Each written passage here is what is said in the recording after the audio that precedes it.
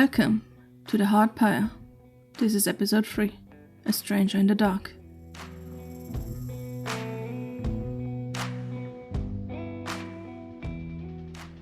Rena stood only a few feet away from the strange caravan, which was rumbling and sputtering out clouds of smoke, its driver staring at her, his eyebrows slowly drawing together in concern. Are you alright? He was close enough for her to finally really see him, a lantern at the top of the caravan illuminating him from above. He had a gentle round face, with wrinkles weaving across his skin, and a long, bushy white beard with matching eyebrows. His skin was pale, like the people from the northern border, but in this day and age that didn't tell her much about where he was actually from. His hair was another cloud of white, with round golden goggles above his forehead keeping them in check. His clothes were made of thick leather, like traveler's clothes, but you could still tell by how clean and undamaged they were that he came from money, although his strange contraption of a caravan could have told you the same. It looked like he had taken one of the ornate horse-drawn carriages that successful merchants used in the cities and converted it into a machine that didn't need any horses. Or at least Rena supposed it didn't need any horses, because she hoped he hadn't trapped them inside the wagon to hide them for some reason. She had never actually seen anything like this. You'd hear about all the marvels people were creating in the big cities, that they now had tools and gadgets that worked completely without muscle power. She hadn't believed all the rumors she had heard, especially the ones saying these machines were alive and just ran on their own power, but she couldn't ignore the reality that stood in front of her. The man pushed a lever down next to him, and the caravan rumbled and shook before finally going silent. He got up and stepped down the few steps to his left. He headed towards Rena, but stopped when she stepped back, unsure about this stranger that was so different than anyone she had ever met. She wasn't sure what to do. She didn't think that this man had anything to do with the fire, so she would probably be safe with him. But what if it turned out that he was really here to make sure the village had burned down completely, that no one had survived the inferno? Or maybe he really didn't have anything to do with the incident, but he would harm her in another way, take advantage of her or try to rob her, even if he didn't look like someone who would. Her mother had always told her she needed to be more careful with strangers, but she disliked mistrusting anyone from the get-go. It felt like thinking every human being was evil until proven otherwise, and that didn't sit right with her. But now she was alone, and there wasn't anyone close that could come and help her, anyone that knew her and that she could trust. And she realized that this was the first time in her life where she was completely on her own. My name's Roderick. You look cold. Let me go get you a blanket and some hot tea. He turned around and marched towards the end of the caravan. Or maybe some soup if you'd prefer. From the footrest of the driver's seat, a dog emerged and jumped down onto the road. It was reddish-brown with long, thin black legs and a bushy tail that ended in white fur. Its long snout was black at the end, and it had big, arching ears, white fur inside of them, although one of its ears seemed to have been bitten off.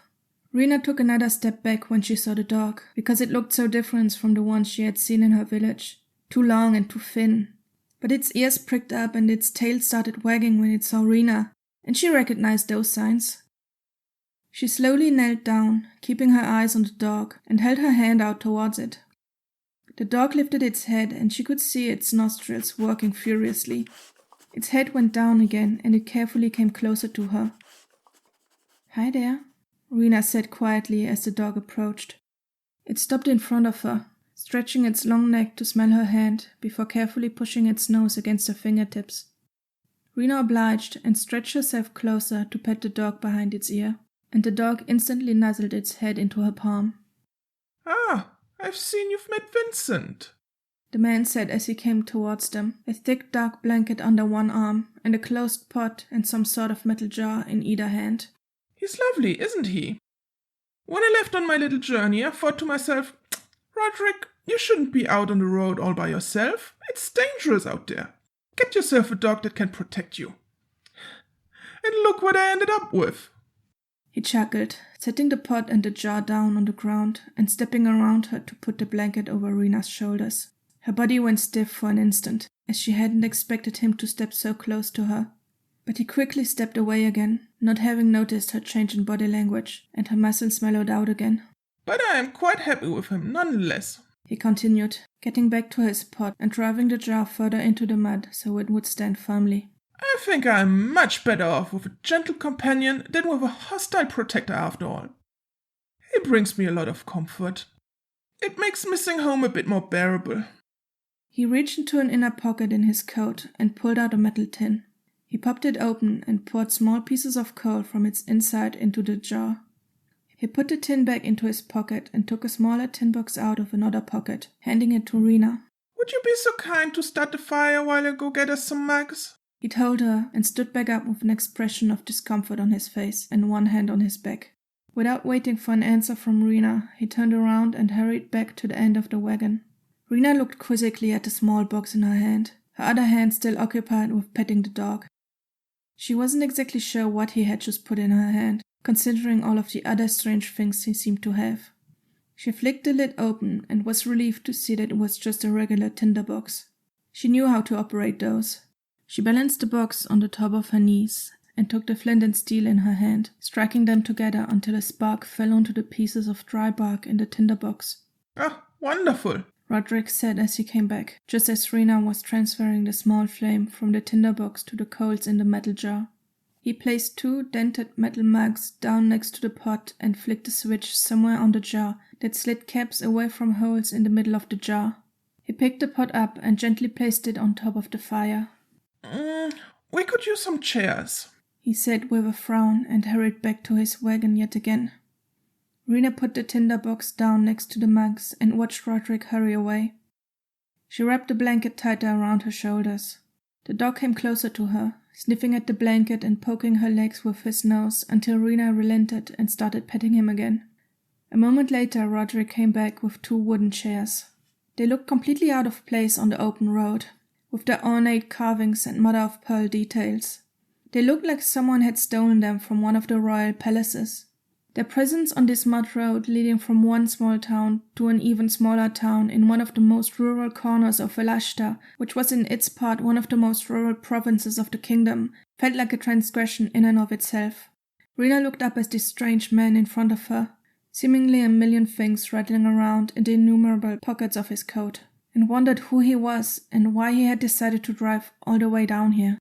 If he was a rich merchant, he would remain either in the east where the royal palaces were, to the west where most of the kingdom's resources were produced, or in the north where the kingdom bordered its 2 neighbors. If he was a lord or margrave or viscount or whatever else these people called themselves, he wouldn't be out here alone at dusk. If he was some sort of other rich person who just wanted to come and see the ocean, he would have gone to Hollowtooth to the west, or to Mattak to the east, where the beaches were made of soft sand and the ocean didn't try to drown you any opportunity it got. The only people who came to these parts of the kingdom either had family ties to the land or were running away from one thing or the other. But he didn't look like he belonged to any of these groups, and Rena couldn't decide if it should bother her that she couldn't place him. Here you go, Roderick said as he put the chairs down in front of the pot. Maybe he is one of those people who get paid to think and write stuff down, Rena finally thought, even though she wasn't certain these people actually existed. She got up, scratched the dog's chin one last time before she stepped around the pot and sat down on one of the chairs, delicately, so as not to break it. Before sitting down, Roderick pulled a metal ladle out of yet another pocket on his coat, blew on it to dust it off, and pulled the pot's lid up to stir the insides, which looked like a creamy white liquid, perhaps a potato or celery soup. It was only bubbling slightly, but Rena already got a whiff of its rich aroma. Roderick left the ladle in the pot, putting the lid on top of it, and sat down. This is better, right? He asked Rena, looking over at her with a wide smile. She shyly smiled back and nodded. If he had wanted to hurt or rob her, he would have done it by now. There was no reason not to trust this man. Could I ask what your name is? Rena. Ah, Rena. Related to the word Erenat from ancient Belastrak, which was spoken all over these parts a long time ago. Meaning the flowering one. Lovely name. The firstborn of Queen Anaya from the 25th century was named Rena. The child sadly passed away in infancy during the Stone Plague. Rena simply nodded, not knowing what to answer to all of this information. Now, what is a child like you doing out here alone in a muddy dress when night has already struck? Rena's breath got caught in her throat. The novelty of Roderick's appearance and being had distracted her enough that for an instant she hadn't thought about what had happened only a few hours ago. But it all came rushing back to her. The smell and the heat and the hand trapped underneath the beam. The image of her village being in ruins and the church being in flames and the wound on the arm opening because of her. Because she wasn't strong enough to lift the beam. Silent tears started flowing down her cheeks again, her eyes wide as she stared at Roderick without actually seeing him.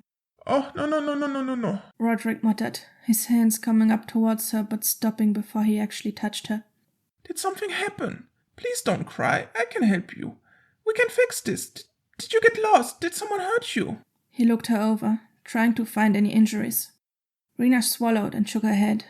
She opened her mouth, but nothing came out, her breath coming in ragged bursts. Take your time. Maybe after eating something you'll feel better. I'm sure you haven't eaten in a while. He picked up the lid from the pot and put it upside down on the ground, pouring the steaming soup into the mug before handing it to Rena. She gripped it in both hands, feeling the stark contrast between the hot metal and her freezing fingers.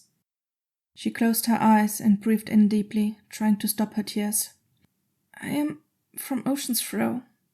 I was out gathering herbs and mushrooms for my parents. I came home a few hours ago, but when I did, the town was in flames. She waited for Roderick to say something, but he remained silent. She opened her eyes again and dared to look at him. He now had the second mug in his hands, filled with soup, and was looking at her with hurt in his eyes and a hint of anger. I am so sorry.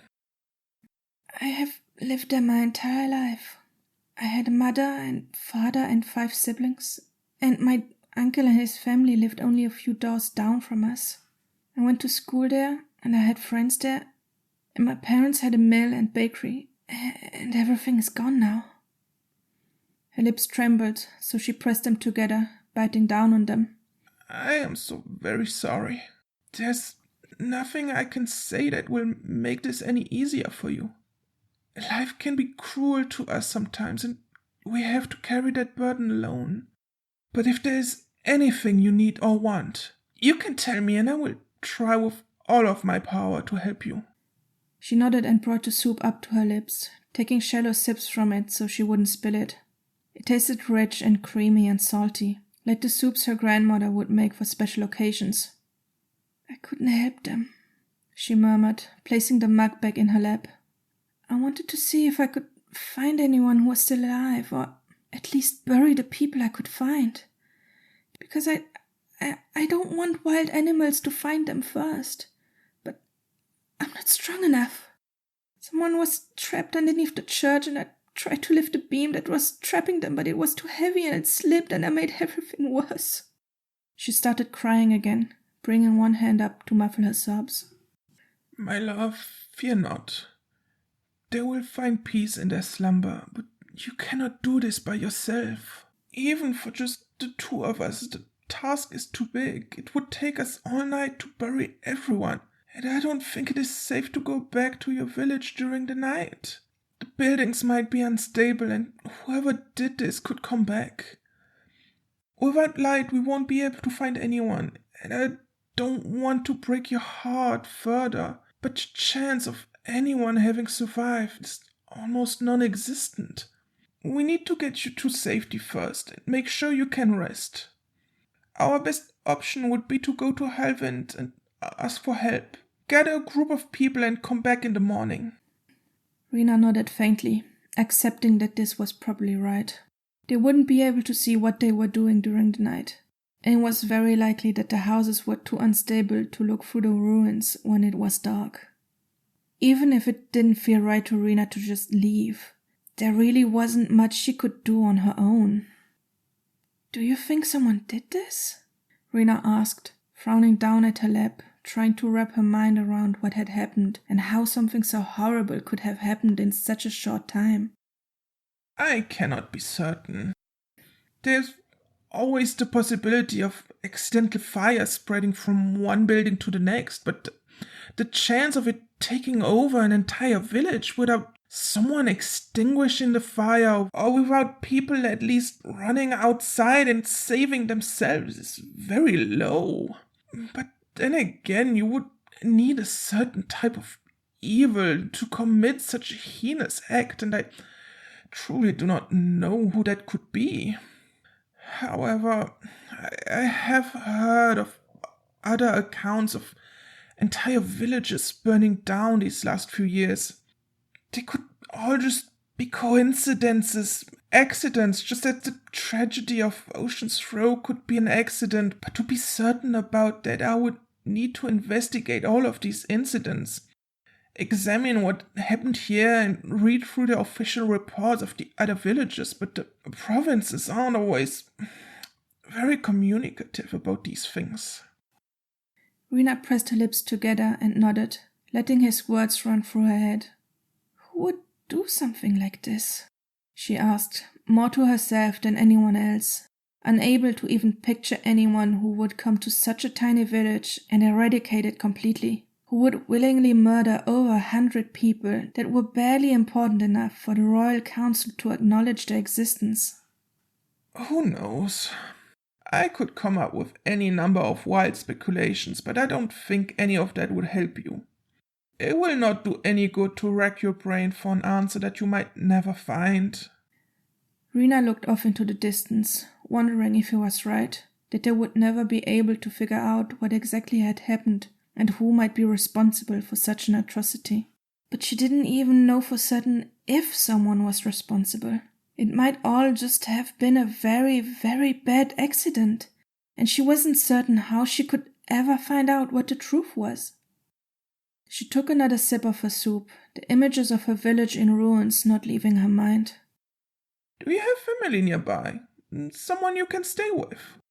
I have an aunt in Lomond, west of here, but she's sick and I don't want to be a burden. And my mother's cousin is a notary in the court of Lord Tiber, I think. But I haven't seen him in a few years, Rena replied, her gaze drifting back down to her half-empty mug, her finger stroking over a notch in the metal. I'm sure your aunt wouldn't see you as a burden. I can accompany you until you have reached her house. And even if you decide that you don't want to stay there, I wouldn't mind having another companion on my travels. He shot her a gentle smile, which Rena timidly reciprocated. 3 paths lay in front of us, on which the story could continue. On the first path, Rena and Roderick go to the next village and come back to Ocean's Row to help bury the bodies. On the second path, they go to the next village, tell them what happened, and then arrange a way for Rena to go to her aunt. On the third path, they go to the next village, tell them what happened, then try to find out more information about the other fires. You can cast your vote by going to the show's Twitter page or on thehardpire.com. You have until next Monday, the 31st of January, to vote for where you want this story to go. If you like the podcast, consider leaving a review or supporting it on Ko-fi or Patreon. One of the tiers on Patreon lets you vote for the alternative timeline, in which you can make Rena take a different path. Additionally, you can find transcripts for each episode, character art, and character descriptions on thehardpire.com. The intro music is Lonely Dusty Trail by John Preston. The Hardpire is written and produced by me, Audrey Martin. Thank you for listening.